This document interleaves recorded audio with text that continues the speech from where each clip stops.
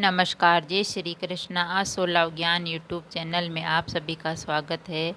आज हम फ्रेंड्स अनंत चतुर्दशी व्रत कथा सुनेंगे। ये व्रत 28 सितंबर को है। अनंत चतुर्दशी व्रत है जो भगवान विष्णु का होता है।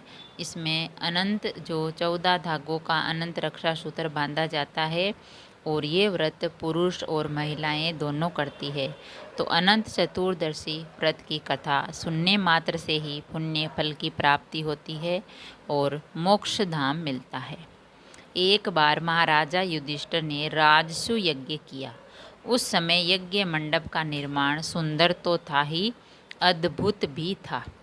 वह यज्ञ मंडप इतना मनोरम था कि जल व थल की भिन्नता प्रतीत ही नहीं होती थी कि यहाँ जल है या थल। जल में स्थल तथा स्थल में जल की भांति प्रतीत होता था, दिखाई देता था। और बहुत सावधानी करने पर भी बहुत से व्यक्ति उस अद्भुत मंडप में धोखा खा चुके थे। एक बार कहीं से टहलते टहलते दुर्योधन भी उस यज्ञ मंडप में आ गया और एक तालाब को स्थल समझकर उसमें गिर गया। द्रौपदी ने देखकर अंधों की संतान अंधी कहकर उनका उपहास किया। इससे दुर्योधन चिढ़ गया और उसे गुस्सा आ गया। यह बात उसके हृदय में बाण के समान लगी। उसके मन में द्वेष उत्पन्न हो गया और उसने पांडवों से बदला लेने की ठान ली। उसके मस्तिष्क में उस अपमान का बदला लेने के लिए विचार उपजने लगे। उसने बदला लेने के लिए पांडवों को धूत कीड़ा में हराकर उस अपमान का बदला लेने की सोची। उसने पांडवों को जुए में पराजित कर दिया। पराजित होने पर प्रतिज्ञा अनुसार पांडवों को 12 वर्ष के लिए वनवास भोगना पड़ा। वन में रहते हुए पांडव अनेक कष्ट सहते रहे। एक दिन भगवान कृष्ण ने जब मिलने आए तब युधिष्ठिर ने उनसे अपना दुख कहा और दुख दूर करने का उपाय पूछा कि कृष्ण भगवान, हमें इतना बड़ा दुख मिला है तो इस दुख का क्या उपाय है। तब श्री कृष्ण भगवान ने कहा, हे युधिष्ठिर, तुम विधि पूर्वक अनंत भगवान का व्रत करो। इससे तुम्हारा सारा संकट दूर हो जाएगा और तुम्हारा खोया हुआ राज्य पुनः प्राप्त हो जाएगा। तो इस बारे में श्री कृष्ण ने उन्हें एक कथा सुनाई जो अनंत चतुर्दशी की कथा है। प्राचीन काल में सुमंत नाम का एक नेक तपस्वी ब्राह्मण था। उसकी पत्नी का नाम दीक्षा था। उसकी एक परम सुंदरी, धर्मपरायण तथा ज्योतिर्मय कन्या थी, पुत्री थी, जिसका नाम था सुशीला। सुशीला जब बड़ी हुई तो उसकी माता दीक्षा की मृत्यु हो गई थी।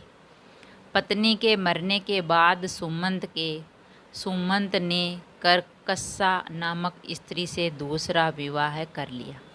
सुशीला का विवाह ब्राह्मण सुमंत ने कौंडिन्य ऋषि के साथ कर दिया। विदाई में कुछ देने की बात पर करकसा ने दामाद को कुछ ईंटें और पत्थरों के टुकड़े बांध कर दे दिए। कौंडिन्य ऋषि दुखी हो अपनी पत्नी को लेकर अपने आश्रम की ओर चल दिए, परंतु रास्ते में ही रात हो गई। वे नदी तट पर संध्या करने लगे। सुशीला ने देखा वहाँ पर बहुत सी स्त्रियाँ सुंदर वस्त्र धारण कर किसी देवता की पूजा कर रही थी। सुशीला ने उनसे पूछा, पर उन्होंने विधि पूर्वक अनंत व्रत की महिमा बताई। सुशीला ने वही उस व्रत का अनुष्ठान किया और 14 गांठों वाला डोरा हाथ में बांधकर ऋषि कौंडिन्य के पास आ गई। कौंडिन्य ने सुशीला से डोरे के बारे में पूछा तो उसने सारी बात बता दी। उन्होंने डोरे को तोड़कर अग्नि में डाल दिया। इससे भगवान अनंत जी का अपमान हुआ। परिणामतः ऋषि कौंडिन्य दुखी रहने लगे। उनकी सारी संपत्ति नष्ट हो गई। इस दरिद्रता का उन्होंने अपनी पत्नी से कारण पूछा तो सुशीला ने अनंत भगवान का डोरा जलाने की बात कही कि तुमने अनंत भगवान का जो डोरा है वो मेरे से खोल के आग में डाल दिया ये इसी का परिणाम है।